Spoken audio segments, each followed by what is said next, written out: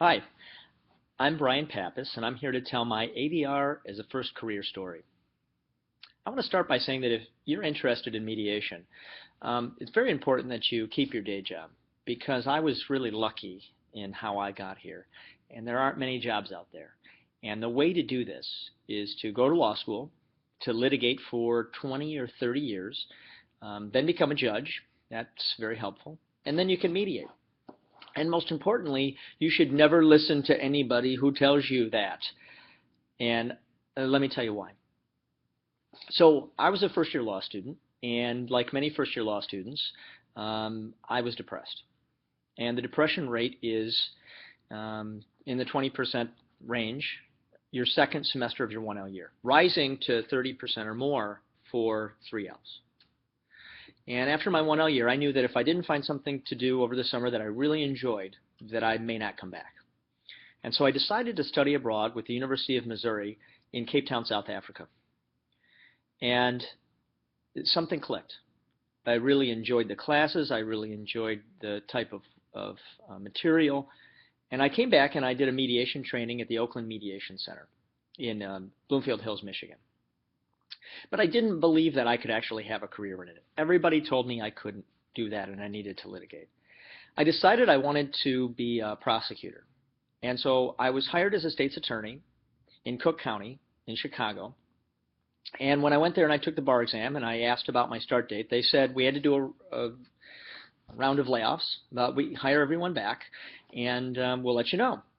So I ended up doing volunteer work, contract type work for a law firm that did civil rights work and sued the city of Chicago for prisoner abuse in their jails. And I would go into the prisons and I would interview inmates and have them tell me their story. And it was incredibly useful with the mediation training I had received. But the reality was I was terrible. My mediation training was terrible. I was directive. I'm not a good listener. I couldn't carry a conversation from one side to the other, but I loved it, and I wanted to be good at it. So I took a second training at the Chicago Center for Conflict Resolution. And it's a performance-based training, and because they want to make sure people are meeting a certain standard. And they only had so many spots at that time for people to volunteer. And I was told, I'm sorry, but you don't meet our standards for volunteering. And so I like to tell people that I was rejected from a volunteer mediation gig. It makes them feel very good that I am training them to be mediators. But it was good for me. I remember getting my friends and family together to do practice mediations for me. I hired a coach, and I really didn't click for me until I did a transformative mediation training at Hofstra with Baruch Bush in transformative mediation. That I really said, take your hands off the wheel and provide some self-determination, and you're not responsible for this in the way that you think you are. I was doing some mediation work, but not through the community center. But I decided I needed to get some legitimacy, and I wanted to go back to school. And I went back to Missouri to get an LLM degree, a Master's of Dispute Resolution. And as I did that, I also, through people I knew, connected with Mary Bedikian at Michigan State University's College of Law. Mary's been a mentor to me, and she's a great friend.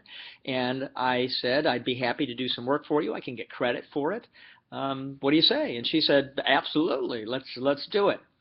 So I spent a year living between Chicago, where my now wife lived, and East Lansing, and Columbia, Missouri.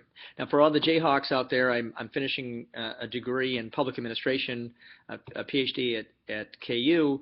I've never spent one night in Columbia, Missouri. And I'm a mediator, so of course I have to have a degree from Missouri and from KU.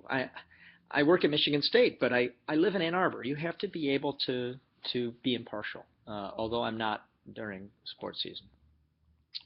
So what do I do today? I'm the Associate Clinical Professor of Law at Michigan State at their College of Law.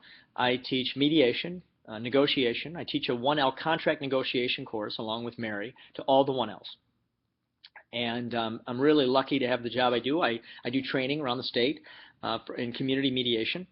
I mediate domestic relations, foreclosure, civil, all kinds of different things.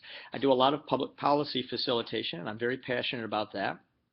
I'm on the board of NAFCM. I'm a huge believer in community mediation. I do not believe you need to be a lawyer to be a good mediator. And good mediation is simply good mediation. So that's my story. Take it from somebody who considers himself to be a bad listener and who really had to work to make this happen. You've got to walk this path to find out what it is, and rejection is simply redirection. So if you like this, be honest about what your weaknesses are and work to address them. And I'm happy to see you along that path, and I want to wish you the best of luck. And Allison, we did it. I actually got this on there. Let's hope this works.